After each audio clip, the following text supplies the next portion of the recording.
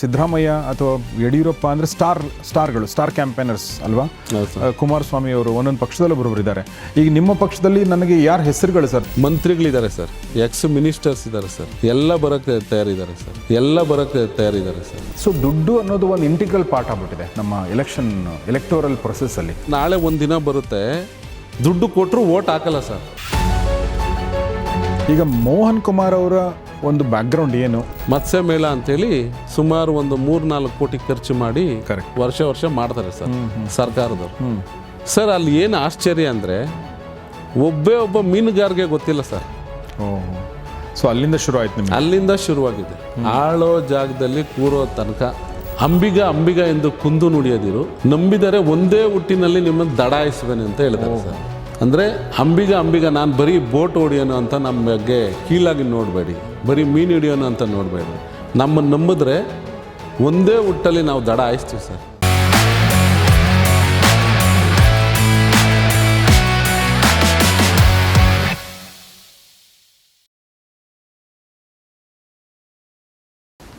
ನಮ್ಮ ಜೊತೆಗಿದ್ದಾರೆ BK ಮೋಹನ್ ಕುಮಾರ್ ಅವರು, ಅಂಬಿಗ ಈ ಒಂದು ಸಮುದಾಯದ ಮುಖಂಡರು, ಮತ್ತು ಈಗ VIP ಅನ್ನೋ ಪಕ್ಷದ ಮೂಲಕ, ಅಂದರೆ ವಿಕಾಸಶೀಲ ಇನ್ಸಾನ್ ಪಕ್ಷ, ಇದು ಬಿಹಾರ ಮೂಲದ್ದು, ಆದರೆ ಕರ್ನಾಟಕದಲ್ಲೂ ಇದನ್ನು ನೆಲೆ ಊರಿಸಬೇಕು, ಆ ಮೂಲಕ ತಮ್ಮ ಸಮುದಾಯದಕ್ಕೆ ಒಳ್ಳೆಯದು ಮಾಡಬೇಕು, ತಮ್ಮ ಸಮುದಾಯದ ಪ್ರಾತಿನಿಧ್ಯವನ್ನು ಹೆಚ್ಚು ಮಾಡಬೇಕು ಅನ್ನೋದು ಅವರ ಒಂದು ಮುಖ್ಯ ಗುರಿಯಾಗಿದೆ.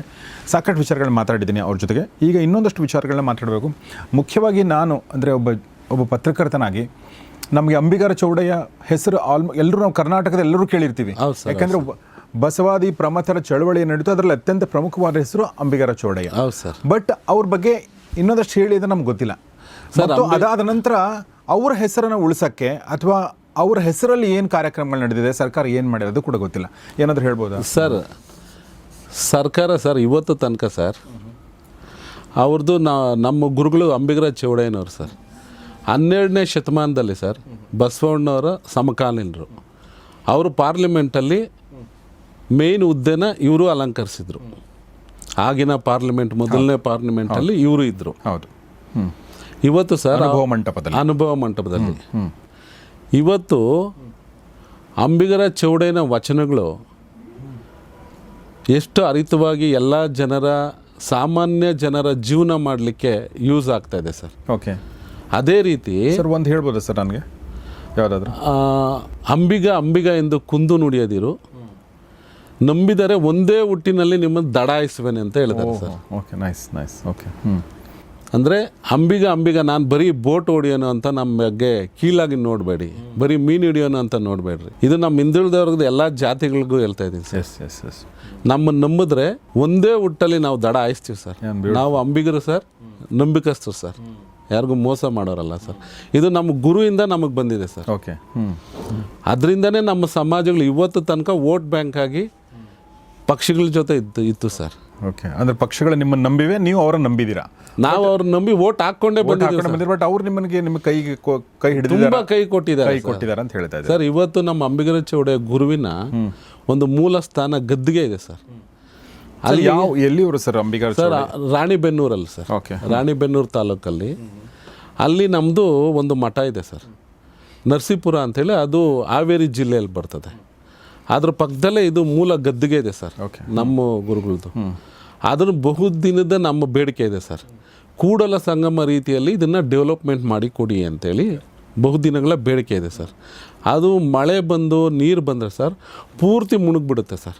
ಓಕೆ, ಗದ್ದಿಗೆ ಅಲ್ಲೇ ಬಟ್ಟೆ ತೊಳಿತಾರೆ ಸರ್, ಅಲ್ಲೇ ಹಸು ತೊಳಿತಾರೆ, ಕುರಿ ತೊಳಿತಾರೆ, ಅಲ್ಲಿ ನೋಡೋಕ್ಕಾಗಲ್ಲ ಸರ್. ಆ ರೀತಿ ಇದೆ. ಓಕೆ, ನಾವು ಅಲ್ಲೊಂದು ಪ್ರಾಧಿಕಾರನೂ ಮಾಡಿಕೊಡಿ. ಅಲ್ಲಿ ನಮ್ಮದೊಂದು 300 ಚಿಲ್ಲರೆ ಜಾಗ ಇದೆ ಸರ್. ಅಂಬಿಗರ ಚೌಡಯ್ಯನೇ ಚೌಡದಾನಪುರ ಅಂತ ಚೌಡಯ್ಯ ದಾನ ಮಾಡಿರೋ ಊರಿದೆ ಸರ್. ಓಕೆ, ಅಲ್ಲೇ ನಮ್ಮದು ಜಾಗನೂ ಇದೆ ಸರ್. ಈಗ ನಮ್ಮ ಸಿದ್ದರಾಮಣ್ಣವರು ಇಲ್ಲಿ ಕನಕದಾಸರಿಗೊಂದು ಪ್ರಾಧಿಕಾರ ಮಾಡಿದ್ದಾರೆ, ಸಂಗೊಳ್ಳಿ ರಾಯಣ್ಣ ಪ್ರಾಧಿಕಾರ ಮಾಡಿದ್ದಾರೆ, ನಿಗಮಗಳು ಮಾಡಿದ್ದಾರೆ ಸುಮಾರು ಬೇಕಾದಷ್ಟು ಅವ್ರ ಜಾತಿಗೆ. ನಮ್ಮ ಜಾತಿಗೆ ಒಂದು ಪ್ರಾಧಿಕಾರ ಮಾಡಿಕೊಡಿ ಅಂತ ಕೇಳ್ತಾ ಇದ್ದೀವಿ ಸರ್. ಅದಕ್ಕೆ ಆರ್ಕಾಲಜಿಸ್ಟ್, ಅಲ್ಲೊಂದು ದೇವಸ್ಥಾನ ಇದೆ ಸರ್, ಆರ್ಕಾಲಜಿಸ್ಟ್ದು ಪರ್ಮಿಷನ್ ಬೇಕು. ಅದು ಡೆವಲಪ್ಮೆಂಟ್ ಮಾಡೋಕ್ಕಾಗಲ್ಲ. ಪ್ರಾಧಿಕಾರ ಮಾಡೋಕ್ಕೆ ಬೇರೆ ಜಾಗ ಇದೆ ಸರ್. ಓಕೆ, ಇದು ನಮ್ಮ ಮುಖಂಡರು ನಾವೆಲ್ಲ, ನಾನು ಅಧ್ಯಕ್ಷ ಇದ್ದಾಗ ಒಂದು 10 ಸರಿ ನಾವು ಅವ್ರಿಗೆ ಹೋಗಿ ಕೇಳಿದ್ದೀವಿ ಸರ್, ನಮ್ಗಲ್ಲೊಂದು ಪ್ರಾಧಿಕಾರ ಮಾಡಿಕೊಡಿ ಅಂತ. ಇವತ್ತು ತನಕನೂ ಆ ಬೇಡಿಕೆ ಈಡೇರಿಲ್ಲ ಸರ್. ಆ ಜಾಗನೂ ಹಂಗೆ ಬಿದ್ದಿದೆ, ನಮ್ಮ ಮೂಲ ಗದ್ದಿಗೆನೂ ಹಂಗೆ ಬಿದ್ದಿದೆ. ಅದರಲ್ಲೊಂದು 30 ಕೋಟಿ ರೂಪಾಯಿ ಯಾರೋ ಕಾಂಟ್ರಾಕ್ಟ್ರು ನಮ್ಮವ್ರು ಯಾರೋ ಬಂದು ತೊಗೊಂಡ್ರು. ಅದರಲ್ಲೇನೋ ನಾಮಕ ಪಟೇಲ್ಗೆ ಏನೋ ಒಂದು ಕೆಲಸ ಮಾಡಿ ಆ ದುಡ್ಡು ತೊಗೊಂಡೋದ್ರು. ಅದು ಇವತ್ತು ತನಕ ನಮ್ಮ ಸಮಾಜಕ್ಕೆ ಯಾರಿಗೂ ಏನೂ ಯೂಸ್ ಆಗಿಲ್ಲ ಸರ್. ಅದ್ರ ಬಗ್ಗೆ ತನಿಖೆನೂ ಆಗಬೇಕು ಅಂತ ನಾನು ಕೇಳಿದ್ದೀನಿ ಸರ್ ಸರ್ಕಾರದಲ್ಲಿ. ಆ ದುಡ್ಡು ಎಲ್ಲಿ ಪೋಲಾಯಿತು ಅಂತ. ಅಷ್ಟು ನಿರ್ಲಕ್ಷ್ಯ ವಹಿಸಿದ್ದಾರೆ ಸರ್. ನಮ್ಮ ಗುರುವಿನ ಬಗ್ಗೆನೇ ಅಷ್ಟು ನಿರ್ಲಕ್ಷ್ಯ ಇದೆ ಸರ್. ಇವೆಲ್ಲ ನಾವು ಇದು ಹೇಳೋಕ್ಕಾಗಲ್ಲ ಸರ್, ಈ ಸ್ಟುಡಿಯೋಲ್ಲಿ ನಾವು ಹೇಳೋಕ್ಕಾಗಲ್ಲ, ಅಷ್ಟು ನೋವು ಅನುಭವಿಸಿದ್ದೀವಿ ಸರ್. ಸರ್, ಯಾವುದೆಲ್ಲ ಜಿಲ್ಲೆಗಳಲ್ಲಿ ನಿಮ್ಮದು ನೀವೇನು ಒಂದಷ್ಟು 25 ಕ್ಷೇತ್ರಗಳಲ್ಲಿ ಗೆಲ್ಲಿಸ್ಬೋದು ಅಂತ ಹೇಳಿದ್ರಲ್ಲ, ಮುಖ್ಯವಾಗಿ ಅಂದರೆ ಸರ್ ಈಗ ಗುಲ್ಬರ್ಗ ಸರ್, ಗುಲ್ಬರ್ಗದಲ್ಲಿ ಅತಿ ಹೆಚ್ಚು ಜನಾಂಗ ನಾವೇ ಇದ್ದೀವಿ ಸರ್. ಯಾದಗಿರಿನಲ್ಲಿ ಅತಿ ಹೆಚ್ಚು ಜನಾಂಗ ನಾವೇ ಇದ್ದೀವಿ ಸರ್. ರಾಯಚೂರಲ್ಲಿ ಇದ್ದೀವಿ ಸರ್. ರಾಯಚೂರಲ್ಲಿ ಗುಲ್ಬರ್ಗದಲ್ಲಿ MP ಆಗ್ಬೋದು ಸರ್, MLAಗಳು ಆಗ್ಬೋದು ಸರ್, ಬಿಜಾಪುರಲ್ಲಿ ಆಗ್ಬೋದು ಸರ್, ಬಾಗಲಕೋಟಲ್ಲಿ ಆಗ್ಬೋದು ಸರ್. ಎಲ್ಲೆಲ್ಲಿ ನದಿಗಳು ಹರಿಯುತ್ತೆ ಸರ್, ಎಲ್ಲೆಲ್ಲಿ ಕೆರೆ ಕಟ್ಟೆಗಳಿದೆ, ಎಲ್ಲ ನಮ್ಮ ಜನಾಂಗ ಇದೆ ಸರ್. ಸರ್, ಯಾಕೆ ನಿಮಗೆ ಅಲ್ಲಿ ನಿಮ್ಮ ಜನಾಂಗದವ್ರಿಗೆ ನಿಮಗೆ ಟಿಕೆಟ್ ಕೊಟ್ಟಿಲ್ಲ? ದುಡ್ಡಿಲ್ಲ ಸರ್. ನಮ್ಮ ಸಮಾಜಗಳಲ್ಲಿ ದುಡ್ಡಿಲ್ಲ ಸರ್. ಅದನ್ನೇ ಒಂದು ವೀಕ್ನೆಸ್ ಮಾಡಿಕೊಂಡು ನಮ್ಮ ಜನಾಂಗಕ್ಕೆ ಗೆಲ್ಲೋ ತಾಕತ್ತಿದ್ರು ಟಿಕೆಟ್ ಕೊಡ್ತಾ ಇಲ್ಲ. ಇತರೆ ಸಮಾಜಗಳವ್ರು ಯೂಸ್ ಮಾಡ್ಕೊತಾರೆ. ಹೌದು ಸರ್. ಹಾಗಾಗಿ ನಮ್ಮನ್ನು 70-80 ವರ್ಷ ಹಂಗೆ ತುಳಿದಿದ್ದಾರೆ ಸರ್. ಬರೀ ಓಟ್ಗೆ ಯೂಸ್ ಮಾಡಿದ್ದಾರೆ ಸರ್. ಸರ್, ದೇವೇಂದ್ರಪ್ಪ ಗಾಳಪ್ಪರು ಮಿನಿಸ್ಟ್ರ್ ಇದ್ದರು ಸರ್. ನಿಮ್ಮ ಕಾಳಿಂಗ ಚೌಧರಿ MP ಇದ್ರು ಸರ್. ಮಂಗಳೂರಲ್ಲಿ ನಮ್ಮ MP ಇದ್ರು ಸರ್. ಈಗ ಎಲ್ಲಿದ್ದಾರೆ ಸರ್ ನಮ್ಮ MPಗಳು? ಜನ ಇನ್ನೂ ಜಾಸ್ತಿ ಆಗ್ತಾರೆ, ಕಮ್ಮಿ ಆಗ್ತಾರೆ ಸರ್? ಜನಾಂಗ ಜಾಸ್ತಿ ಆಗ್ತಾರೆ. ಆದರೆ ಯಾಕೆ ನಮಗೆ ಪ್ರಾತಿನಿಧ್ಯ ಕೊಡ್ತಾ ಇಲ್ಲ ಸರ್ ಯಾವುದೇ ಒಂದು ಪಾರ್ಟಿಗಳು? ಸ್ಟ್ರಾಂಗ್ ಆಗಿ ಕೇಳ್ತಾ ಇಲ್ಲ. ಸ್ಟ್ರಾಂಗ್ ಆಗಿ ಕೇಳೋದಲ್ಲ ಸರ್, ಎಲ್ಲ ದುಡ್ಡಲ್ಲಿ ನೋಡ್ತಾರೆ ಸರ್. ಇವನ ಹತ್ರ ದುಡ್ಡಿಲ್ಲ, ಅವನ್ನೆಲ್ಲ ಆರಿಸ್ಬರ್ತಾನೆ, ದುಡ್ಡಿರೋನ್ಗೆ ಹಿಡ್ಕೊಂಬ, ಅವನು ಕೊಡು ಟಿಕೆಟು, ಆರಿಸ್ಬರ್ತಾನೆ. ಅಂದರೆ ನಾವು ಓಟ್ ಹಾಕಕ್ಕೆ ಇದೀವಲ್ಲ ಸರ್, ಹಂಗೆ ಯೂಸ್ ಮಾಡ್ತಾರೆ. ಬಡತನದಲ್ಲಿ ಇದ್ದಾರೆ, ಅವ್ರು ಓಟ್ ಹಾಕ್ತಾರೆ, ಅವ್ರಿಗೆ ಏನು ಟಿಕೆಟ್ ಕೊಡೋದು ಬೇಡ. ಹೌದು ಸರ್, ಹೆಂಗೋ ನಮ್ಮ ಜೊತೆಗೆ ಇದ್ದಾರೆ. ಪರ್ಯಾಯ ಇಲ್ಲಲ್ಲ. ಈಗ ಮುಸಲ್ಮಾನರನ್ನು ಹಾಗೆ ಟ್ರೀಟ್ ಮಾಡ್ತಾರೆ, ಅವ್ರಿಗೂ ಪರ್ಯಾಯ ಇಲ್ಲ, ಓಟ್ ಹಾಕಿ ಹಾಕ್ತಾರೆ ಕಾಂಗ್ರೆಸ್ಗೆ ಅಂತ. ಅವ್ರಿಗಿಂತ ಹೆಚ್ಚು ನಮ್ದು ಓಟ್ ಇದೆ, ನಮ್ಮನ್ನು ಹಂಗೆ ಟ್ರೀಟ್ ಮಾಡ್ತಾರೆ. ಹಿಂದುಳಿದ ವರ್ಗಗಳ ಓಟ್ 1,40,00,000 ಸರ್. ಯಾರಿಗೆ ಹಾಕ್ತಾರೆ? ನಮಗೆ ಹಾಕ್ತಾರೆ ಅಂತಾರೆ. ಅಹಂಕಾರ ಕೂಡ ಬಂದಿದೆ ಕಾಂಗ್ರೆಸ್ಗೆ ಅಲ್ವಾ ಸರ್? ಕಾಂಗ್ರೆಸ್ಗೆ ಅಹಂಕಾರ ಅಂತ ಹೇಳೋಕ್ಕೆ ನಾವು ತಯಾರಿಲ್ಲ ಸರ್. ಎಲ್ಲರೂ ನಮ್ಮನ್ನು ಹಂಗೆ ನೋಡಿದ್ದಾರೆ. ಯಾರಿಗೆ ನಾವು ಒಳ್ಳೆಯವರು, ಯಾರಿಗೆ ಕೆಟ್ಟರು ಹೇಳ್ಬೇಕು. ಬಟ್ ಮೋಹನ್ ಸರ್, ಈಗ ಒಂದು ಪ್ರಶ್ನೆ ಏನಂದರೆ, ನನಗೆ ಯಾವಾಗಲೂ ನಾನು ಯಾವಾಗಲೂ ಜನ ನಂಬ್ತೀನಿ. ನಾನು ಕರ್ನಾಟಕದ ಹುಟ್ಟಿ ನಮ್ಮ ಕರ್ನಾಟಕದ ಜನ ತುಂಬ ಒಳ್ಳೆಯವರು ಅಂತ ನಾನು ಯಾವಾಗಲೂ ಹೇಳ್ತೀನಿ. ನಮ್ಮ ಕರ್ನಾಟಕ ಜನ ಭ್ರಷ್ಟರಲ್ಲ. ನಮ್ಮ ಕರ್ನಾಟಕ ಜನ ದುಡ್ಡಿಗೋಸ್ಕರ ಏನು ಬೇಕಾದ್ರೂ ಮಾಡ್ತಾರೆ, ಆ ಥರ ಜನ ಲೀಡರ್ಗಳು ಹೇಳ್ತಾ ಇಲ್ಲ ನಾನು. ಬಟ್ ಜನ ಕೂಡ ಇತ್ತೀಚೆಗೆ ಜನನೂ ಕೂಡ ನಮ್ಮ ಪಕ್ಷಗಳು ಹಾಳು ಮಾಡಿವೆ. ಎಲ್ಲರೂ ದುಡ್ಡು ತೊಗೊಳ್ಳೋ ಥರ ಮಾಡಿಬಿಟ್ಟಿದ್ದಾರೆ. ಸೊ ದುಡ್ಡು ಅನ್ನೋದು ಒಂದು ಇಂಟಿಗ್ರಲ್ ಪಾರ್ಟ್ ಆಗ್ಬಿಟ್ಟಿದೆ ನಮ್ಮ ಎಲೆಕ್ಟೋರಲ್ ಪ್ರೊಸೆಸ್ಸಲ್ಲಿ. ದುಡ್ಡು ಜಾಸ್ತಿ ಯಾರು ಖರ್ಚು ಮಾಡ್ತಾರೆ ಅವನು ಪ್ರಬಲ, ಮತ್ತು ಅವನಿಗೆ ಏನೋ ಮಾಡೋ ಶಕ್ತಿ ಇದೆ ಅಂತ ಅನ್ನೋದು ಒಂದು ಭಾವನೆ ಜನರಿಗೆ ಬಂದುಬಿಟ್ಟಿದೆ. ಜನ ಕಡಿಮೆ, ಅವನ ಹಿಂದೆ ಜನನೇ ಇಲ್ಲ ಅಂದರೆ ಇವನೇನು ಮಾಡ್ತಾನೆ ಅನ್ನೋ ಥರದ್ದು ಬಂದುಬಿಟ್ಟಿದೆ. ಸೊ ಹೀಗಿರಬೇಕಾದ್ರೆ ಈಗ ನೀವು ಒಂದು 20 ಜನ ನೀವು ಗೆಲ್ಲಬೇಕು ಅಂತಂದರೆ ಒಂದು 40 ಕ್ಷೇತ್ರದಲ್ಲೋ 35 ಕ್ಷೇತ್ರದಲ್ಲೋ ನೀವು ನಿಂತ್ಕೊಳ್ಬೇಕಾಗತ್ತೆ. ಸೊ ಅದಕ್ಕೊಂದು ಬೇಕಲ್ಲ ಬ್ಯಾಕಪ್ಪು. ಅದು ಹೆಂಗೆ ಸರ್ ಅದು ಮಾಡೋದು? ಅದೇ ಹೇಳ್ತಾ ಇದ್ದೀನಲ್ಲ ಸರ್, ದುಡ್ಡು ಕೊಟ್ಟು ರೂಢಿ ಮಾಡಿರೋ ಪಕ್ಷಗಳಿದ್ದಾವೆ ಸರ್ ಇಲ್ಲಿ. ದುಡ್ಡು ಕೊಟ್ಟಿದ್ದಾರೆ. ಈಗ 3 ಪಕ್ಷನೂ ನಾವು ಯಾರಿಗೂ ದುಡ್ಡು ಕೊಡಲ್ಲ ಅಂತ ಪ್ರಮಾಣ ಮಾಡಲಿ ಸರ್. ಯಾರು ದುಡ್ಡು ಹಂಚೋದು ಬೇಡ ಕ್ಷೇತ್ರದಲ್ಲಿ. ಯಾರು ಒಳ್ಳೆನೋ ಅವ್ನು ಆರಿಸಿ ಬರ್ತಾನೆ ಸರ್. ಅದನ್ನು ಇವರು ರೂಢಿ ಮಾಡಿಲ್ಲ ಸರ್. ಒಳ್ಳೆನೋ ಕೆಟ್ಟನೋ ದುಡ್ಡು ಕೊಟ್ಟಾದ್ರೂ ಗೆಲ್ಲೋ ರೂಢಿ ಮಾಡಿಬಿಟ್ಟಿದ್ದಾರೆ. ಹಂಗಂತೇಳಿ ಈಗ ನಮ್ಮ ಜನಾಂಗದ ಜಾಗೃತಿ ಮೂಡಿಸ್ತಾ ಇದ್ದೀವಿ ಸರ್ ನಾವು. ಅದೇ ಕೆಲಸನೇ ನಮಗೀಗ ದೊಡ್ಡ ಸವಾಲಾಗಿರೋದು. ದುಡ್ಡು ಒಂದೇ ಅಲ್ಲ ಸರ್. ನಾಳೆ ಒಂದು ದಿನ ಬರುತ್ತೆ, ದುಡ್ಡು ಕೊಟ್ಟರು ಓಟ್ ಹಾಕಲ್ಲ ಸರ್ ಜನ. ಇವತ್ತೇನಾಗಿದೆ, ಇವತ್ತು ಮುಸಲ್ಮಾನರು ಇರ್ಬೋದು, ಲಿಂಗಾಯತ್ಸ್ ಇರ್ಬೋದು, ಒಕ್ಕಲಿಗರು ಇರ್ಬೋದು, ನೀವು ಆವಾಗಲೇ ಹೇಳ್ದಂಗೆ ಇವರೆಲ್ಲ ಒಂದೊಂದು ಕಡೆ ಫಿಕ್ಸ್ ಆಗಿದ್ದಾರೆ ಅಂತ. ಯಾಕೆ ಫಿಕ್ಸ್ ಆದ್ರು ಸರ್? ಯಾಕೆ ಅವ್ರಿಗೆ ದುಡ್ಡು ಕೊಟ್ಟರೆ ತೊಗೊಳಲ್ವಾ? ಅವರೇ ಓಟ್ ಹಾಕಲ್ವ ಸರ್? ಕರೆಕ್ಟ್. ನೀವು ಹೇಳಿದ್ದೀರಾ ಅವರು ಫಿಕ್ಸ್ ಆಗಿದ್ದಾರೆ ಒಂದಷ್ಟು ಜನಾಂಗಗಳು ಈ ಪಕ್ಷಗಳಿಗೆ. ಹಾಗಂದ್ರೆ ಅಲ್ಲಿ ದುಡ್ಡು ನಡೆಯಲ್ಲ ಸರ್. ಹಂಗೆ ನಮ್ಮ ಜಾತಿ, ನಮ್ಮ ಹಿಂದುಳಿದ ವರ್ಗನೂ ನಮಗೆ ಫಿಕ್ಸ್ ಆಗುತ್ತೆ ಸರ್. ಅಲ್ಲಿ ದುಡ್ಡು ನಡೆಯಲ್ಲ ಸರ್. ದುಡ್ಡು ಕೊಟ್ಟರೆ ತಗೊತಾರೆ, ಅಲ್ಲಿನೂ ನಡೆಯಲ್ಲ ದುಡ್ಡು. ಅದು ಹೋಯ್ತು ಸರ್ ಆ ಕಾಲ. ಇವತ್ತು ಒಂದು ವಾರಕ್ಕೆ ಒಂದು ಸತಿ ನಾನ್ ವೆಜ್ ತಿಂದರೆ 15 ದಿವ್ಸಕ್ಕೆ ಒಂದು ಸತಿ ನಾನ್ ವೆಜ್ ತಿಂದರೆ ಮಹಾ ಇರ್ತಾಯಿತ್ತು ಸರ್.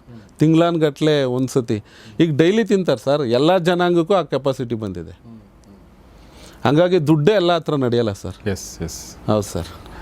ಈ ಹಿಂದುಳಿದ ವರ್ಗ ನಮ್ಮ ಸಮಾಜಗಳು ನಮ್ಮ ಪಕ್ಷಕ್ಕೆ ಅವು ಫಿಕ್ಸ್ ಆಗ್ತಾವೆ ಸರ್. ಹಂಗಾಗಿ ನಾವು ಆರಿಸಿ ಬರ್ತೀವಿ ಸರ್. ಓಕೆ. ಸೊ ರಾಷ್ಟ್ರ ಮಟ್ಟದಲ್ಲಿ ಏನಾದರೂ ಪ್ಲ್ಯಾನ್ ಇದೆಯಾ ನಿಮ್ಮದು? ಯಾಕೆಂದರೆ ನಿಮ್ಮದು ಬಿಹಾರ ಮೂಲದ ಪಕ್ಷ ಆಗಿರೋದ್ರಿಂದ ಈಗ ನೀವು ರಾಜ್ಯಕ್ಕೂ ಕೂಡ ಬರ್ತಾ ಇದ್ದೀರಾ. ಬರೀ ಕರ್ನಾಟಕ ಮತ್ತು ಬಿಹಾರಕ್ಕೆ ಸೀಮಿತ ಆಗುವಂಥದ್ದು ಪ್ಲ್ಯಾನ್ ಇದೆಯಾ ಏನು? ಅಂದರೆ ರಾಷ್ಟ್ರ ಮಟ್ಟದಲ್ಲಿ ಏನು ಪ್ಲ್ಯಾನ್ ಇದೆ ನಿಮ್ಮದು ಮತ್ತು ಪಕ್ಷದ್ದು ಎರಡೂ? ಸಾಹೇಬ್ರೆ, ಬಿಹಾರ ಎಲ್ಲ ಪಕ್ಷಗಳ ಮೂಲ ಸರ್. ಕಾಂಗ್ರೆಸ್ಸು, BJP, VIP, ಇನ್ನು ಇತರೆ ದೊಡ್ಡ ದೊಡ್ಡ ಪಾರ್ಟಿಗಳು ತಗೊಳ್ಳಿ. ಚಳುವಳಿಗಳು ಹುಟ್ಟಿದ್ದು, ಪೂರ್ಣ ಸ್ವರಾಜ್ ಫಾರ್ ಎಕ್ಸಾಂಪಲ್, ಎಲ್ಲ ಹುಟ್ಟಿದ್ದು ಅಲ್ಲೇ ಸರ್. ಪ್ರಕಾಶ್ ನಾರಾಯಣ ಚಳುವಳಿ. ಇವತ್ತಿಲ್ಲಿ JDS ಹೊರತುಪಡಿಸಿದ್ರೆ ಎಲ್ಲ ಪಾರ್ಟಿಗಳು ಹೊರಗಡೆವೆ ಸರ್. ಈಗ ಆಮ್ ಆದ್ಮಿ ನೀವು ಹೇಳಿದ್ರಿ, ಆಮ್ ಆದ್ಮಿ, ಅದೇ ನಮ್ಮ ಬೆಂಗಳೂರು ಕರ್ನಾಟಕದ್ದಲ್ಲ, ಕಾಂಗ್ರೆಸ್ ಕರ್ನಾಟಕದ್ದಲ್ಲ, BJP ಕರ್ನಾಟಕದ್ದಲ್ಲ ಸರ್. ಹಂಗೆ VIP ಸರ್. ಇದೂ ಒಂದು ದಿವಸ ನ್ಯಾಷನಲ್ ಪಾರ್ಟಿ ಆಗುತ್ತೆ ಸರ್. ಯಾಕಂದರೆ ಮೀನುಗಾರರು ಭಾರತದ ಉದ್ದಗಲಕ್ಕೂ ನಾವಿದ್ದೀವಿ ಸರ್. ಓಕೆ. ಈಗ ಸೌತು ಅಂತ ಬಂದಾಗ ಇಲ್ಲಿ ಸೌತು ಇನ್ಚಾರ್ಜ್ ನಾನೇ ಇದ್ದೀನಿ ಸರ್. ಈಗ ಪಾರ್ಟಿದು ತೆಲಂಗಾಣಲ್ಲಿ ಸೆಕೆಂಡ್ ಹೈಯೆಸ್ಟ್ ಇದ್ದೀವಿ, ತಮಿಳ್ನಾಡಲ್ಲಿ ಸೆಕೆಂಡ್ ಹೈಯೆಸ್ಟ್ ಇದ್ದೀವಿ, ಕೇರಳಲ್ಲಿದ್ದೀವಿ, ಆಂಧ್ರಲ್ಲಿದ್ದೀವಿ, ಈ ವಿಶಾಖಪಟ್ಟಣಮ್, ಕೋಸ್ಟಲ್ಲು, ಕಾಕಿನಾಡ ಎಲ್ಲ ನಾವೇ ಇದ್ದೀವಿ. ಅಲ್ಲಿ ನಮ್ಮದೊಂದು 2-3 MLAಗಳು ಆರಿಸಿ ಬರ್ತಾರೆ. TDP ಇನ್ನೊಂದು ಇತರೆ ಇದರಲ್ಲಿ ಸೇರಿಕೊಂಡು. ಈಗ TVKನಲ್ಲಿ 8 ಜನ ನಮ್ಮ ಜಾತಿಯವರು ಗೆದ್ದಿದ್ದಾರೆ ಸರ್ ತಮಿಳ್ನಾಡಲ್ಲಿ. ವಿಜಯ್ ಸಹ ಮೂಲತಃ ನಮ್ಮ ಜಾತಿಯವರೇ. Okay okay okay. ಅವರೂ ಬಲೆ ನೇಯುವಂಥ ಒಂದು ಜಾತಿಯವರೇ. ನಮ್ಮ ಜಾತಿಯಲ್ಲೇ ಒಂದು ಜಾತಿ ಬರುತ್ತದೆ. Okay okay okay. ಈ ರೀತಿ ನಾವು ಇಡೀ ಇಂಡಿಯಾದಲ್ಲಿದ್ದೀವಿ ಸರ್. ನಾವು ಇವತ್ತು ಮೋಹನ್ ಕುಮಾರ್ ಇವತ್ತು ನಾಳೆ ಬೆಳಗ್ಗೆ MLA ಆಗಬೇಕು, ಮಂತ್ರಿ ಆಗಬೇಕು ಕನಸಲ್ಲ ಸರ್. ಇನ್ನೂ ಒಂದು 10-15 ವರ್ಷದಲ್ಲಿ ಇಡೀ ಜನಾಂಗಕ್ಕೆ ಜಾಗೃತಿ, ರಾಜ್ಯಾದ್ಯಂತ ಅಲ್ಲ ದೇಶಾದ್ಯಂತ ಜನಾಂಗಕ್ಕೆ ಜಾಗೃತಿ ಮೂಡಿಸಿ ಒಂದು ಏನಾದರೂ ಮಾಡಿ ಬಿಟ್ಟು ಹೋಗೋದು ನಮ್ಮ ಗುರಿ ಸರ್. Yes sir. ಇನ್ನೊಂದು ಪ್ರಶ್ನೆ ಏನಂದ್ರೆ ನನಗನ್ಸೋದು, ಈಗ ನೀವು ಅಂಬಿಗರ ಸಮುದಾಯದಿಂದ ಬಂದವರು, ಅಂಬಿಗರು ಎಲ್ಲೆಲ್ಲಿದ್ದಾರೆ, ಎಷ್ಟು ಮಟ್ಟದಲ್ಲಿದ್ದಾರೆ, ಎಷ್ಟು ಶಕ್ತಿ ಇದೆ ಅಂತ ನಾನು ಮಾತನ್ನು ಹೇಳ್ತಾ ಇದ್ದೀರಾ. ಬಟ್ ಯಾವುದೇ ಪಾರ್ಟಿ, ನನ್ನ ಪ್ರಕಾರ ಯಾವುದೇ ಪಾರ್ಟಿ ಒಂದು ಸಮುದಾಯವನ್ನು ನೆಚ್ಕೊಂಡು ಬದುಕೋಕ್ಕಾಗಲ್ಲ.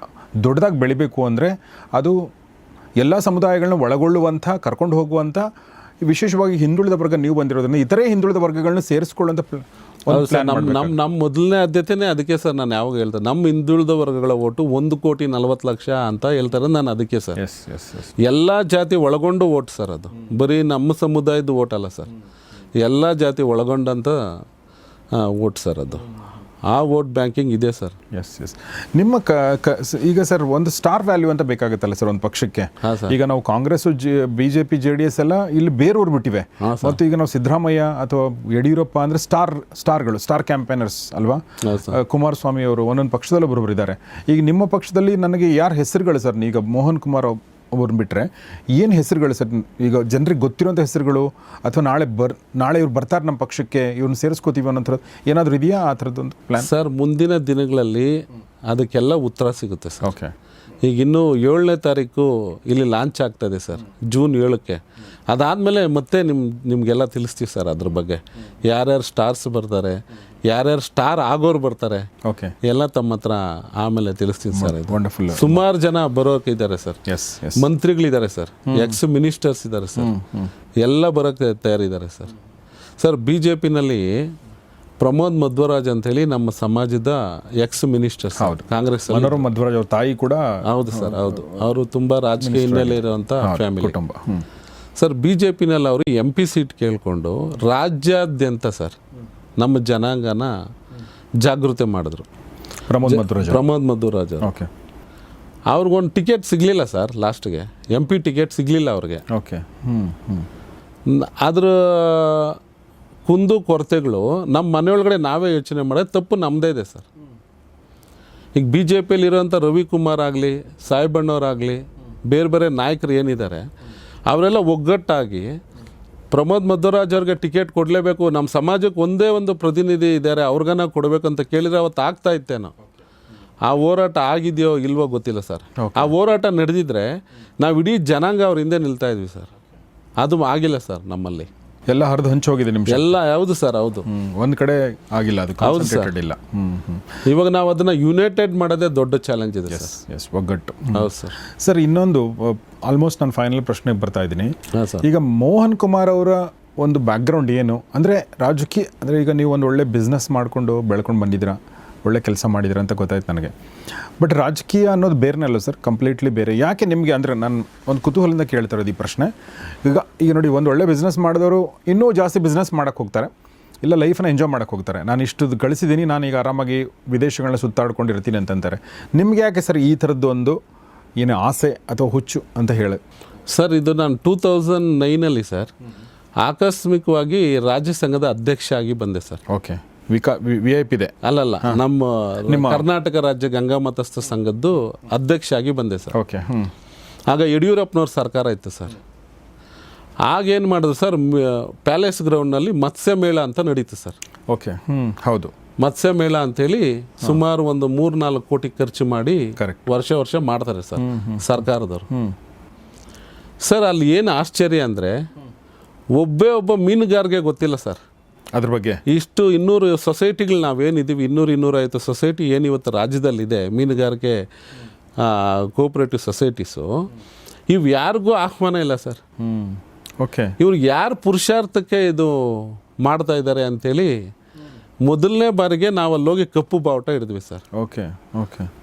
ನಮಗೇನಾದರೂ ನಾವು ಒಂದು ರಾಜಕೀಯವಾಗ ಅಧಿಕಾರ ಇದ್ದಿದ್ರೆ ನಮ್ಮನ್ನು ಸ್ಟೇಜ್ ಮೇಲೆ ಕೂರಿಸ್ತಾ ಇದ್ರು. ಹೌದು. ನಮಗೂ ಅವತ್ತು ನಾವು ಸುಮಾರು ಜನಕ್ಕೆ ನಾವು ಹೇಳ್ಬೋದಾಗಿತ್ತು, ನೀವು ಬನ್ನಿ ಅಲ್ಲಿ ಆಗುವಂಥ ಆಗು ಹೋಗುಗಳು ನೋಡಿ, ಅಲ್ಲಿ ಏನು ಮಾಹಿತಿ ತಂತ್ರಜ್ಞಾನದಿಂದ ಹೊಸದು ಅನ್ವೇಷಣೆಗಳು ಏನಾಗಿದೆ ಮೀನುಗಾರಿಕೆನಲ್ಲಿ ಎಲ್ಲ ನೀವು ತಿಳ್ಕೊಳ್ಳಿ ಅಂಥೇಳಿ ನಾವು ಹೇಳ್ಬೋದಾಗಿತ್ತು ಸರ್ ಜನಾಂಗಕ್ಕೆ. ಹೌದು. ಆಹ್ವಾನ ಮಾಡಿಲ್ಲ ಸರ್ ಅವತ್ತು. ಅಂದ್ರೆ ಅವನ ಏನು ಅದು ನೆಗ್ಲೆಕ್ಟ್ ಮಾಡಿದ್ರಾ, ಏನು ಮಾಡಿದ್ರು ನಿಮ್ಗೆ ಸರ್? ಅದ್ರ ಪರಿಕಲ್ಪನೆನೇ ಇಲ್ಲ ಸರ್, ಇದು ಯಾರಿಗೆ ಮುಟ್ಟಬೇಕನ್ನೋದು. ಓಕೆ. ಆಗ ನಮ್ಮನ್ನು ಎಷ್ಟು ನೆಗ್ಲೆಕ್ಟ್ ಮಾಡಿದ್ದಾರೆ ಅಂತ ಆವತ್ತಿನ ಹತ್ತಿದ್ದು ಕಿಚ್ಚು ಸರ್ ಇನ್ನೂ ಇಲ್ದಿಲ್ಲ ನಮಗೆ. ಓಹ್, ಸೊ ಅಲ್ಲಿಂದ ಶುರು ಆಯ್ತು ನಿಮಗೆ? ಅಲ್ಲಿಂದ ಶುರುವಾಗಿದೆ. ಆಳೋ ಜಾಗದಲ್ಲಿ ಕೂರೋ ತನಕ ಇದಕ್ಕೆ ಯಾವ ಕೆಲಸನೂ ಆಗಲ್ಲ ಸರ್. ನಮ್ಮ ಪ್ರಾಧಿಕಾರ ಇವತ್ತು ತನಕ ಆಗಿಲ್ಲ ಏನು ಸರ್. ನಮ್ಮ ಚೌಡೈನ ಗದ್ದಿಗೆ ಕೆಲಸ ಇವತ್ತು ತನಕ ಕೂಡಲ ಸಂಗಮದ ರೀತಿಯಲ್ಲಿ ಮಾಡಿ ಅಂತ ಪ್ರತಿಯೊಬ್ಬ ಮುಖ್ಯಮಂತ್ರಿಗಳಿಗೂ ನಾವು ಹೋಗಿ ಭೇಟಿ ಮಾಡಿದ್ದೀವಿ, ಅವ್ರ ಮನೆ ಮುಂದೆ ಸುತ್ತಿದ್ದೀವಿ. ಇವತ್ತು ತನಕ ಅದ್ರ ಕೆಲಸ ಒಂದು ಇಟ್ಟಿಗೆನೂ ಇಟ್ಟಿಲ್ಲ ಸರ್. ಓಕೆ. ಇನ್ನೆಷ್ಟು ವರ್ಷ ಕಾಯ್ಬೇಕು ಸರ್? ಅದಕ್ಕೆ ಮೋಹನ್ ಕುಮಾರಲ್ಲಿರೋ ಹುಚ್ಚು, ಮೋಹನ್ ಕುಮಾರಲ್ಲಿರೋ ಕಿಚ್ಚು ಜನಾಂಗಕ್ಕೂ ತಿಳಿಸಿ ಎಲ್ಲರನ್ನೂ ಒಟ್ಟಾಗಿ ಕರ್ಕೊಂಡು ಹೋಗ್ಬೇಕು ಸರ್. ಆಗಲೇ ಈ ಒಂದು ಯುದ್ಧನ ಗೆಲ್ಬೋದಂತ. ಎಸ್, ಭಾಳ ಚೆನ್ನಾಗಿ ಹೇಳಿದ್ರಿ ಮೋಹನ್ ಸರ್. ಇನ್ನೊಂದು, ನಿಮ್ಮ ಸಮುದಾಯದ ಯುವಕರು ಬೇರೆ ಬೇರೆ ಕ್ಷೇತ್ರಗಳಲ್ಲಿ ಸಾಧನೆ ಮಾಡಿರುವಂಥವ್ರು, ಅಂದರೆ ಕಾಂಪಿಟೇಟಿವ್ ಎಕ್ಸಾಮ್ಗಳನ್ನ ಮಾಡಿರುವಂಥವ್ರು, ಬೇರೆ ಬೇರೆ ಕ್ಷೇತ್ರಗಳಲ್ಲಿ ಸಾಧನೆ ಮಾಡಿದಂಥವ್ರು. ಏಕೆಂದರೆ ಈ ಸ್ವಾತಂತ್ರ್ಯ ನಂತರ ಒಂದಷ್ಟು ಪ್ರೋಗ್ರೆಸ್ ಏನಾಗಿದೆ ಎಲ್ಲ ಕಮ್ಯುನಿಟಿಗಳೆಲ್ಲ, ಅದು ಅಲ್ಲೂ ಬಂದಿದೆಯಲ್ವಾ ಸರ್? ಅದರಲ್ಲಿ ಒಂದು ಸ್ವಲ್ಪ ಬಂದಿದೆ ಸರ್. ಎಲ್ಲಿ ಹೇಳೋ ಮಟ್ಟಕ್ಕೆ ಎಲ್ಲೋ ಇಲ್ಲ ಸರ್. ಬಡತನ ಸರ್, ನಮ್ಮ ಸಮಾಜದಲ್ಲಿ ಬಡತನ ಜಾಸ್ತಿ. ಅಲ್ಲಿ ತನಕ ಹೋಗಿ ಮುಟ್ಟಿರೋರು ಧನ್ಯರು ಸರ್ ಆ್ಯಕ್ಚುಲಿ. ಓಕೆ. ಈಗ ಒಂದಷ್ಟು ಜನ MBBS ಇಂಜಿನಿಯರಿಂಗ್ ಸ್ಟೂಡೆಂಟ್ಸು ನಮ್ಮ ಹತ್ರ ಸಂಪರ್ಕ ಮಾಡ್ತಾ ಇರ್ತಾರೆ, ನಮ್ಮ ಫಾಲೋವರ್ಸ್ನ ಸಂಪರ್ಕ ಮಾಡ್ತಾರೆ. ಈ ಥರ ಇದೆ, ಗೌರ್ಮೆಂಟ್ ಸೀಟ್ ಸಿಕ್ಕಿದೆ, ಅವ್ರಿಗೆ ದುಡ್ಡು ಫೀಸ್ ಕಟ್ಟೋಕ್ಕಾಗ್ತಾಯಿಲ್ಲ ಅಂತ. ಓಕೆ. ಆ ಥರ ಸುಮಾರು ಮಕ್ಕಳು ನಮ್ಮ ಅಂಡರಲ್ಲಿ ಓದ್ತಾ ಇದ್ದಾರೆ ಸರ್. ನೀವು ಮಾಡ್ತಾ ಇದ್ದೀರಾ? ಹಾಂ, ಮಾಡ್ತಾಯಿದ್ದೀವಿ ಸರ್. ಸುಮಾರು ವರ್ಷದಿಂದ ಮಾಡ್ಕೊಂಡು ಬರ್ತಾನೆ ಇದ್ದೀವಿ ಸರ್. ಅದು ಮಾಡ್ತಾಯಿದ್ದೀವಿ. ಅಂದರೆ ಮೋಹನ್ ಕುಮಾರು ದುಡ್ದಿರೋ ದುಡ್ಡಲ್ಲಿ ಕೊಡೋಕ್ಕೂ, ನಾಳೆ ರಾಜಕೀಯವಾಗಿ ಶಕ್ತಿ ಬಂದಾಗ ಕೊಡೋಕ್ಕೂ ಭಾಳ ವ್ಯತ್ಯಾಸ ಇದೆ ಸರ್. ಈಗ 100 ರೂಪಾಯಿ ಕೊಟ್ಟರೆ ನೀವು ನಾಳೆ ಲಕ್ಷ ಕೊಡ್ಬೋದು. ಹೌದು ಸರ್, ಅಲ್ವಾ? ಆಮೇಲೆ ಸರ್ 50-55 ಕ್ಷೇತ್ರದಲ್ಲಿ ಸರ್ ನಮ್ಮ ಓಟ್ ತಗೊಂಡು ಎಲ್ಲ MLAಗಳು ಆರಿಸಿ ಬರ್ತಾ ಇದ್ದಾರೆ ಸರ್. ಯಾರೊಬ್ಬರು ಸರ್ ಅಂಬಿಗರ ಚೌಡಯ್ಯನ ಮೂರ್ತಿ ಇಲ್ಲಾಗಲೇಬೇಕು, ಆ ಜನಾಂಗ ಓಟ್ ತಗೊಂಡಿದ್ದೀನಿ ನಾನು, ನಾಳೆ ನಾವು ಕ್ಷೇತ್ರಕ್ಕೆ ಹೋದರೆ ನಾವು ಅದನ್ನು ಕೇಳ್ತಾರೆ, ನೀನು ನಮ್ಮ ಸಮಾಜಕ್ಕೆ ಏನು ಮಾಡಿದ್ಯಾ ಅಂತೇಳಿ ಒಬ್ರಿಗೂ ಭಯ ಇಲ್ಲ ಸರ್. ಈ ಎಲೆಕ್ಷನಲ್ಲಿ ಭಯ ಹುಟ್ಟಿಸ್ತೀವಿ ಸರ್. ಅದು ಓಕೆ. ಓಕೆ. ಓಕೆ. ಈ ಎಲೆಕ್ಷನಲ್ಲಿ ನಮ್ಮ ಜಾತಿ ಹತ್ರ ಹೋಗಿ ಓಟ್ ಕೇಳಬೇಕಂದಾಗ ನೀನು ಎಷ್ಟು ಮುಖ್ಯಮಂತ್ರಿಗಳಿಗೆ ನೀನು ನಮ್ಮ ಬಗ್ಗೆ ಲೆಟ್ರ್ ಕೊಟ್ಟಿದ್ಯಾ, ಓಕೆ, ನಮ್ಮ ನಿಗಮ ಆಗಬೇಕು ಅಂತ ಎಷ್ಟು ಜನಕ್ಕೆ ನೀನು ಲೆಟ್ರ್ ಕೊಟ್ಟಿದ್ಯಾ, ನಮ್ಮ ಸಮಾಜ ಎಸ್ ಟಿ ಆಗಬೇಕು ಅಂಥೇಳಿ ನೀನು ಎಷ್ಟು ಮುಖ್ಯಮಂತ್ರಿಗಳ ಹತ್ರ ಹೋಗಿ ಕೇಳ್ಕೊಂಡಿದ್ಯಾ, ನೀನು ನಮ್ಮ ಸಮಾಜ ಪ್ರಾಧಿಕಾರ ಆಗಬೇಕಂತ ನೀವು ಎಷ್ಟು ಲೆಟ್ರ್ ಕೊಟ್ಟಿದ್ದೀರಾ, ಈ ಎಲ್ಲ ಕ್ವಶನ್ಸ್ ಇದೆ ಅಲ್ಲ ಸರ್, ಅದನ್ನು ನಾವು ಇವಾಗ ಕೇಳ್ತೀವಿ ಸರ್. ಈ ಎಲೆಕ್ಷನಲ್ಲಿ ಅವ್ರು ವೋಟ್ ಕೇಳಕ್ಕೆ ಬರಬೇಕು ಅಂತಲೇ ಕಾಯ್ತಾ ಇದ್ದೀವಿ ಸರ್ ನಾವು. ಓಕೆ ಸರ್ ಈಗ 55-60 ಜನ ಒಗ್ಗಟ್ಟಾಗಿ ಅಂಬಿಗರ ಚೌಡಯ್ಯನ ಮೂರ್ತಿ ಆಗಬೇಕು, ಇಂಥಷ್ಟು ಜನ ನಮ್ಗೆ ವೋಟ್ ಹಾಕಿದ್ದಾರೆ, 30-40 ಸಾವಿರ ವೋಟ್ ಅವ್ರದ್ದು ತೊಗೊಂಡು ಬಂದಿದ್ದೀವಿ ನಾವು. ನಾಳೆ ನಾವು ಕ್ಷೇತ್ರದಲ್ಲಿ ಉತ್ತರ ಕೊಡೋಕ್ಕಾಗಲ್ಲ, ಮಾಡಪ್ಪ ಅಂತ ಕೂತ್ಕೊಂಡ್ರೆ ಆಗಲ್ವ ಸರ್ ಕೆಲಸ? ಆಗುತ್ತೆ. ಯಾಕೆ ಸರ್ ಅಷ್ಟು ನಿರ್ಲಕ್ಷ್ಯ ಏನು ಸರ್ ನಮ್ಮ ಜಾತಿ ಮೇಲೆ? ಓಕೆ, ಇದು ಸರ್ ಈ ಥರ ಸುಮಾರು ಸರ್ ಎಸ್ ಟಿ ಫೈಲ್ ನಮ್ಮದು ಸರ್ಕಾರದಲ್ಲಿ ಇವತ್ತು ತನಕನೂ ಎಸ್ ಟಿ ಫೈಲ್ ಕಳಿಸ್ತೀವಿ ಅಂತ ಕಾಂಗ್ರೆಸ್ ಸರ್ಕಾರ ಬಂದಾಗಿಂದ ಹೇಳ್ತಾ ಇದ್ದಾರೆ ಸರ್. ಇವತ್ತಿಗೂ ಇನ್ನೂ ತಯಾರಾಗಿಲ್ಲ ಸರ್ ಅದು ಕಡ್ತ ಮೇಲಕ್ಕೆ ಹೋಗೋಕ್ಕೆ. ಓಕೆ, ಬಿ ಜೆ ಪಿಯವ್ರನ್ನ ನಿರ್ಲಕ್ಷ್ಯ ಮಾಡಿ ಅವ್ರನ್ನ ನಾವು ಚುಚ್ಚಿ ಮಾತಾಡಿದ್ರೆ ನಿಮ್ಮ ಕಾಂಗ್ರೆಸ್ ಸರ್ಕಾರ ಇದೆಯಪ್ಪ ಮೇಲಕ್ಕೆ ಕಳಿಸಿ ಅಲ್ಲಿ ನಾವು ಮಾಡಿ ತೋರಿಸ್ತೀವಿ, ಅಲ್ಲಿ ಮಾಡಿಲ್ಲ ಅಂದರೆ ನೀವು ಕೇಳ್ರಿ ಅಂತಾರೆ. ಇಲ್ಲಿ ತಯಾರಾಗಿಲ್ಲ, ಇಲ್ಲಿ ಹೋಗೋದು ಯಾವಾಗ ಸರ್? ಇನ್ನು ಸರಿ, ಯಾವಾಗ ತಯಾರು ಮಾಡ್ತಾರೆ? ಈಗ 27 ಬಂತು, 28ಕ್ಕೆ ಎಲೆಕ್ಷನ್ ರೆಡಿ ಮಾಡ್ಕೋತಾರೆ. ಅದೇ ಸರ್, ಇವೆಲ್ಲ ನಾವು ನೋಡ್ತಾ ಇದ್ದೀವಿ ಸರ್, ಇವೆಲ್ಲ ಉತ್ತರ ಕೊಡ್ತೀವಿ ಸರ್ ಈಗ ಕಮ್ಮಿಂಗ್ ಎಲೆಕ್ಷನಲ್ಲಿ. ಓಕೆ, ಅದಕ್ಕೆಲ್ಲ ರೆಡಿ ಮಾಡ್ಕೋತಾ ಇದ್ದೀವಿ, ಎಲ್ಲ ರೆಡಿ ಮಾಡ್ಕೊತಾ ಇದ್ದೀವಿ sir. Yes. So basically Mohan Kumar ಅವ್ರ ಜೊತೆ ಮಾತಾಡಿ 50 ಜನ ಎಮ್ ಎಲ್ ಎ ಕೊಟ್ಟಂಥ 60 ಜನ ಎಮ್ ಎಲ್ ಎ ಕೊಟ್ಟಂಥ ಸಮುದಾಯ ಸರ್ ನಮ್ಮದು. ಅಲ್ಲಿ ಎಮ್ ಎಲ್ ಎ ನೀನೇ ಇರು, ಬೋರ್ಡ್ ಚೇರ್ಮನ್ನು, ಬೇರೆವು ಸಣ್ಣ ಪುಟ್ಟ ಮೆಂಬರ್ಗಳು, ಆಮೇಲೆ ಯಾವುದೋ ಒಂದು ಡೈರಿ, ಒಂದು ಕೋಆಪ್ರೇಟಿವ್ ಬ್ಯಾಂಕು, ಇಲ್ಲೆಲ್ಲ ನಮ್ಮ ಜಾತಿಯವ್ರನ್ನ ಕೂರಿಸ್ಬೋದಲ್ಲ ಸರ್? ಹೌದು. ಅದೇ ನಾನು ಎಮ್ ಎಲ್ ಎ ಆದರೆ ಬಿಡ್ತೀನ ಸರ್? ಅದೇ ನನ್ನ ಜೊತೆ 10 ಜನ ಎಮ್ ಎಲ್ ಎ ಆದರೆ ಬಿಡ್ತಾರಾ ಸರ್? ನಮ್ಮ ಜಾತಿಗೆ ಅರ್ಧ ಪಾಲು ಸಿಂಹಪಾಲು ಕೊಡ್ತಾರೆ. ಹಿಂದುಳಿದ ವರ್ಗಗಳು ಎಲ್ಲರನ್ನೂ ಸೇರಿಸಿ ನಾನು ಹೇಳ್ತಾ ಇದ್ದೀನಿ, ಬರೀ ನಮ್ಮ ಅಂಬಿಗರ ಸಮಾಜ ಅಂತ ಅಷ್ಟೇ ಹೇಳ್ತಾ ಇಲ್ಲ, ಎಲ್ಲ ಮಾಡ್ಬೋದಲ್ಲ ಸರ್? ಹೌದು. ಇವತ್ತೇನಿದೆ ಸರ್, ಅಳಿಯ ಚೇರ್ಮನ್ನು, ಮಾವ ಮಿನಿಸ್ಟ್ರು, ಮಗ ಎಮ್ ಎಲ್ ಎ, ಸೊಸೆ ಎಮ್ ಎಲ್ ಸಿ, ನಮ್ಮ ಸಮಾಜದ ಓಟ್ ತಗೊಂಡು ಸರ್ ನಾವು ಬೇರೆಯವ್ರದ್ದು ಕೇಳ್ತಾ ಇಲ್ಲ ಸರ್. ಈ ಸರ್ಕಾರದಲ್ಲಿ ನಮ್ಮದು ಪಾಲಿದೆ, ಹೌದು, ನಮ್ಮ ಪಾಲು ನಮ್ಗೆ ಕೊಡಿ. ನಾವು 5% ಇದ್ದೀವಾ, 10% ಇದ್ದೀವಾ, 2% ಇದ್ದೀವಾ, 2% ಪಾಲು ನಮ್ಗೆ ಕೊಡಿ. ಕರೆಕ್ಟ್. ಅಷ್ಟೇ ಸರ್ ನಮ್ಮದು ಹೋರಾಟ, ಬೇರೆ ಏನಿಲ್ಲ. ಎಸ್. ಎಲ್ಲ ಕ್ಷೇತ್ರದಲ್ಲೂ ವಿಶೇಷವಾಗಿ ರಾಜಕಾರಣದಲ್ಲಿ ಗಾಡ್ ಫಾದರ್ ಬೇಕು ಅಂತ ನಾವು ಅನ್ಕೋತೀವಿ, ಅಥವಾ ಒಂದು ಕೆಲವೊಂದು ಸಲ ರೋಲ್ ಮಾಡೆಲ್ ಥರ ಬೇಕು, ಸ್ಫೂರ್ತಿ ಬೇಕು ಒಬ್ಬರು. ಇವ್ರ ಥರ ನಾನು ಆಗಬೇಕು ಅನ್ನೋದು ಒಂದಿರುತ್ತೆ. ಕೆಲವೊಂದು ಸಲ ಅವ್ರು ದೂರದಲ್ಲಿಯೇ ಇದ್ದು ನಾವು ಅವ್ರ ಥರ ಆಗೋದು ಬೇರೆ. ಬಟ್ ಕೆಲವೊಂದು ಸಲ ಏನಾಗುತ್ತೆ, ನಮ್ಮ ಕೈ ಹಿಡಿದು ನಡೆಸ್ತಾರೆ, ಕೆಲವೊಂದು ಸಲ ನಾವು ಅವ್ರ ಫಾಲೋವರ್ ಆಗ್ತೀವಿ. ರಾಜಕಾರಣ ಯೂಶ್ವಲಿ ಹಾಗಾಗುತ್ತೆ.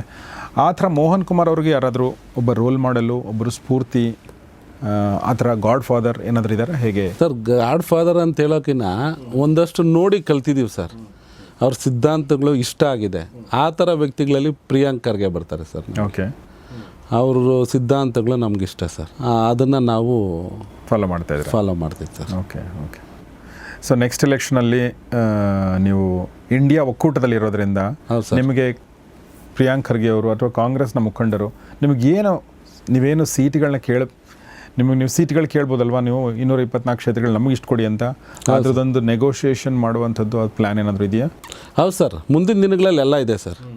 ಯಾಕಂದರೆ ಈಗ ಪ್ರಿಯಾಂಕ್ ಖರ್ಗೆ ಅವ್ರು ಇರ್ಬೋದು, ಅಲ್ಲಿ ಶರಣ್ ಪ್ರಕಾಶ್ ಪಾಟೀಲ್ರು ಇರ್ಬೋದು, ಅಲ್ಲಿ ದರ್ಶನಾಪುರ ಅವ್ರು ಇರ್ಬೋದು, ಮತ್ತು ಅಲ್ಲಿ ಅಫ್ಜಲ್ಪುರಲ್ಲಿ ಇರ್ಬೋದು, ಎಲ್ಲ ಕಡೆ ನಮ್ಮ ಓಟ್ ಇದೆ ಸರ್. ಅಲ್ಲೆಲ್ಲ ನಾವು ನೆಗೋಷಿಯೇಷನ್ ಮಾಡಲೇಬೇಕು ಸರ್. ಈ ಸರ್ ಮಾಡ್ತೀವಿ ಸರ್. ಎಸ್, ನಮ್ಮ ಹಕ್ಕು, ನಮ್ಮ ಶೇರ್ ನಾವು ಕೇಳ್ತೀವಿ sir. Yes. B K Mohan ಸರಿಗೆ ಕೊನೆಯ ಪ್ರಶ್ನೆ ಏನಂದರೆ, ನಿಮ್ಮ ಒಂದು ಅಂಬಿಗರ ಸಮುದಾಯದ ಯುವಜನತೆಗೆ, ಯುವತಿಯರಿಗೆ, ವಿಶೇಷವಾಗಿ ಮಹಿಳೆಯರಿಗೆ ಏನು ನಿಮ್ಮ ಸಂದೇಶ, ಏನು ಹೇಳಕ್ಕೆ ಬಯಸ್ತೀರಿ ನೀವು? ಸರ್, ಇದೊಂದು ದೊಡ್ಡ ಆಪರ್ಚುನಿಟಿ ಸರ್. ಓಕೆ. ನಮ್ಮ ಸಮಾಜದ ಯುವತಿಯರಿಗೆ ಒಂದು ದೊಡ್ಡ ಆಪರ್ಚುನಿಟಿ, ಒಂದು ವೇದಿಕೆಯನ್ನು ನಾವು ಕಲ್ಪಿಸ್ತಾ ಇದ್ದೀವಿ ಸರ್ ಇಲ್ಲಿ VIP ಪಕ್ಷದ ಮೂಲಕ. ಇಷ್ಟು ವರ್ಷ ನೀವೇನು ಎಲ್ಲ ರಾಜಕೀಯ ಪಕ್ಷಗಳ ಮನೆ ಬಾಗಿಲು ಕಾಯ್ದಿದ್ದೀರಿ, ಯಾವುದೋ ಒಂದು ಕೆಲಸ ಆಗಬೇಕು, ಇನ್ನೊಂದು ಆಗಬೇಕು, ಅವ್ರಿಗೆ ಓಟು ಕೊಟ್ಟು ಅವ್ರನ್ನ ಆರಿಸ್ತಂದು ಅವ್ರನ್ನ ವಿಧಾನಸೌಧಕ್ಕೆ ಕಳಿಸಿ ಮತ್ತೆ ಹೋಗೋ ಅವ್ರ ಮನೆ ಬಾಗಿಲು ನಮ್ಮ ಜನ ಕಾಯ್ತಾರೆ ಸರ್. ಅದೊಂದು ಇಲ್ಲಿ ತಪ್ಪಿಸ್ಬೇಕು ಸರ್. ನಮ್ಮ ಯೂತ್ಸ್ ಇವತ್ತು ಜಾಗೃತಿ ಆಗಿದ್ದಾರೆ ಸರ್. ಇವತ್ತು ನನ್ನ ಒಳಗಡೆ ಇರೋಂಥ ಕಿಚ್ಚು, ನನ್ನ ಕ್ವಶನ್ಸ್ ಏನಿದೆ ಪ್ರತಿಯೊಬ್ಬರು ಕೇಳಂಗೆ ಆಗ್ಬೇಕು ಸರ್. ಆ MLA ಹಿಡಿದು ಕೇಳಬೇಕು ಸರ್, ನೀವು ನಮ್ಮ ಸಮಾಜಕ್ಕೆ ಈ ಥರ ಎಲ್ಲ ಬೇಡಿಕೆಗಳಿದೆ, ಯಾವುದ್ರ ಪರವಾಗಿ ನೀವು ನಿಂತ್ಕೊಂಡು ವಿಧಾನಸೌಧದಲ್ಲಿ ಕ್ವಶನ್ ಕೇಳಿದ್ದೀರಿ? ನಮ್ಮ ಸಮಾಜದ ಪರವಾಗಿ ನೀವು ವಿಧಾನಸೌಧದಲ್ಲಿ ಎಷ್ಟು ಸ್ಟಾರ್ ಕ್ವಶನ್ಸ್ ಮಾಡಿ ಅದ್ರ ಬಗ್ಗೆ ಮಾತಾಡಿದ್ದೀರಿ, ಇವೆಲ್ಲ ಕೇಳೋಂಥರ ಆಗ್ಬೇಕು ಸರ್. ಎಸ್ ಎಸ್ ಇಷ್ಟು ವರ್ಷ ಯಾರೋ ಏನೋ ಕೊಟ್ಟರು ಕೊಟ್ಟಿಲ್ಲೋ ಓಟ್ ಹಾಕೊಂಡು ಬಂದಿದ್ದಾರೆ ಸರ್ ನಮ್ಮ ಜನಾಂಗ ಯೂತ್ಸು. ಇನ್ನು ಮುಂದೆ ಆಗಾಗಲ್ಲ ಸರ್. ಈಗ ಅವರೇ ತೀರ್ಮಾನ ಮಾಡಲಿ ಸರ್, ನಮ್ಮದ್ರಲ್ಲಿ ಏನಾರ ತಪ್ಪಿದೆಯಾ, ಇಲ್ಲ ಇವ್ರು ಹೋಗ್ತಾ ಇರೋದು ಕರೆಕ್ಟ್ ಇದೆಯಾ, ಈ ಕ್ವಶನ್ಸ್ ಕರೆಕ್ಟ್ ಇದೆಯಾ, ಅವರೇ ತೀರ್ಮಾನ ಮಾಡಲಿ ಸರ್. ಈ ಒಂದು ನನಗನ್ನಿಸ್ದಂಗೆ ಸರ್ ನಮ್ಮ ಜನಾಂಗ ಈಗ ಜಾಗೃತಿಗೊಂಡಿದೆ ಸರ್. ಈ ಒಂದು ಅವಕಾಶನ ಎರಡೂ ಕೈಯಿಂದ ಬಾಚ್ಕೊಳ್ತಾರೆ ಸರ್. ಎಸ್ ಹೌದು ಸರ್. ಸೊ ಪ್ರಜಾಪ್ರಭುತ್ವದ ಒಂದು ಬ್ಯೂಟಿ ಅಂದ್ರೇ ಅದು. ಸೊ ಇದು ಬಹುಶಃ ಒಂದು 75 ವರ್ಷಗಳಿಂದ ಯಾರೂ ಯೋಚನೆ ಕೂಡ ಮಾಡೋಕ್ಕಾಗ್ತಿರಲಿಲ್ಲ. ಆದರೆ ಈಗ ಅತ್ಯಂತ ಕಟ್ಟಕಡೆಯ ಸಮಾಜದ ಕಟ್ಟಕಡೆಯ ವ್ಯಕ್ತಿ ಕೂಡ ತನ್ನ ಸ್ಟೇಕ್ ಅಂತ ಹೇಳ್ಬೋದು. ಹೌದು ಸರ್. ನನ್ನ ಜೊತೆಗೆ ಇಷ್ಟು ಜನ ಇದ್ದಾರೆ, ನಮ್ಗೆ ಇದನ್ನು ಕೊಡಿ, ನಾವು ಹಿಂದುಳಿದ್ದೀವಿ ಅಂತ ಹೇಳಿದರೆ ಆತನ ಮಾತನ್ನು ನೆಗ್ಲೆಕ್ಟ್ ಮಾಡುವಂಥ ಧೈರ್ಯ ಯಾರಿಗೂ ಇರಬಾರ್ದು ಕೂಡ. ಹೌದು ಸರ್. ಅಂಥ ಒಂದು ಸಮುದಾಯ ಅಂಬಿಗರ ಸಮುದಾಯ. ಸೊ ನದಿ ಪಕ್ಕದಲ್ಲಿ ಇರುವಂಥವ್ರು ಇರ್ಬೋದು, ಅಥವಾ ನಾವು ನದಿ ಪಕ್ಕದಲ್ಲಿ ಇಲ್ಲ ಅಂದರೂ ಕೂಡ ನಾವು ನದಿ ದಾಟಿರ್ತೀವಿ. ಮತ್ತು ಮೀನುಗಾರಿಕೆಯ ಸಮುದಾಯದ ಜೊತೆ ಒಂದಲ್ಲ ಒಂದು ರೀತಿಯಿಂದ ಒಡನಾಟ ಇದ್ದೇ ಇರುತ್ತೆ. ಸೊ ಅಂಥ ಒಂದು ಸಮುದಾಯವನ್ನು ಪ್ರತಿನಿಧಿಸುವಂಥ ಕೆಲಸವನ್ನು ಮತ್ತು ಅದಕ್ಕೆ ರಾಜಕೀಯ ಒಂದು ಪ್ರಾತಿನಿಧ್ಯ ಕೊಡುವಂಥ ಶಕ್ತಿ ತುಂಬುವಂಥ ಕೆಲಸವನ್ನು ಮಾಡಲು ಹೊರಟಿದ್ದಾರೆ ಬಿ ಕೆ ಮೋಹನ್ ಕುಮಾರ್ ಅವರು. ಈ ಮೂಲಕ ಕರ್ನಾಟಕದ ರಾಜಕಾರಣದಲ್ಲಿ ಇವರ ಪಾತ್ರ ಏನು ಅನ್ನೋದು ಕೂಡ ನಮ್ಗೆ ಅರ್ಥ ಆಗ್ತಾ ಇದೆ.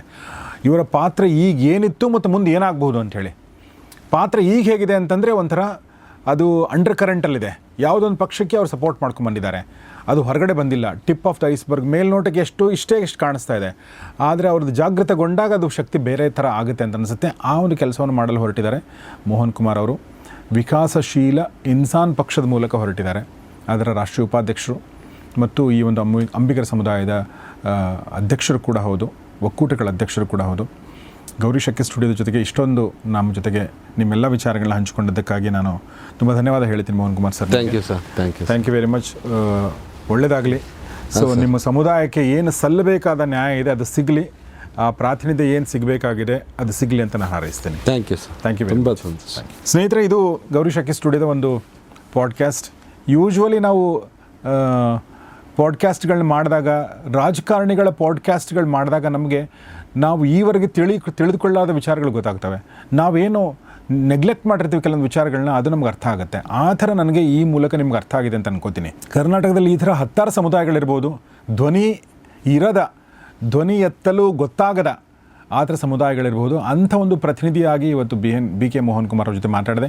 ಈ ಕುರಿತು ನಿಮ್ಮ ಅನಿಸಿಕೆಗಳನ್ನ ದಯವಿಟ್ಟು ಕಮೆಂಟ್ ಬಾಕ್ಸಲ್ಲಿ ತಿಳಿಸಿ. ಇವರ ವಿಚಾರಗಳ ಬಗ್ಗೆ ನಿಮ್ಗೆ ಎಷ್ಟು ಸಹಮತಿ ಇದೆ, ಹೌದು ಇವ್ರು ಹೇಳೋದು ಸರಿ ಅಂತ ನಿಮ್ಗೆ ಎಷ್ಟು ಜನರಿಗೆ ಅನ್ನಿಸ್ತಾ ಇದೆ, ಅಥವಾ ಇನ್ನೂ ಒಂದಷ್ಟು ಏನಾದರೂ ಆ್ಯಡ್ ಮಾಡಬಹುದು ಅಂತ ಅನ್ನಿಸ್ತಾ ಇದೆ. ಆ ಸಮುದಾಯದ ಯುವಕರು ಯುವತಿಯರಿರ್ಬೋದು, ಅಥವಾ ಬೇರೆ ಹಿಂದುಳಿದ ವರ್ಗದಿರ್ಬೋದು, ಯಾರೇ ಇರ್ಬೋದು, ಅಥವಾ ಸಮಾಜದ ಹಿತದೃಷ್ಟಿಯಿಂದ ಯೋಚನೆ ಮಾಡುವಂಥ ಯಾರೇ ಇರ್ಬೋದು, ದಯವಿಟ್ಟು ಕಮೆಂಟ್ ಮೂಲಕ ತಿಳಿಸಿ ಅಂತ ಹೇಳ್ತಾ ಇವತ್ತಿನ ಈ ಎಪಿಸೋಡ್ನ ಮುಗಿಸ್ತಾ ಇದ್ದೀನಿ. ನೋಡ್ತಾರೆ ಗೌರಿ ಶೆಟ್ಟಿ ಸ್ಟುಡಿಯೋ, ನೋಡ್ತಾರೆ ಒಳ್ಳೆಯ ಕಾರ್ಯಕ್ರಮ. ನಮಸ್ಕಾರ.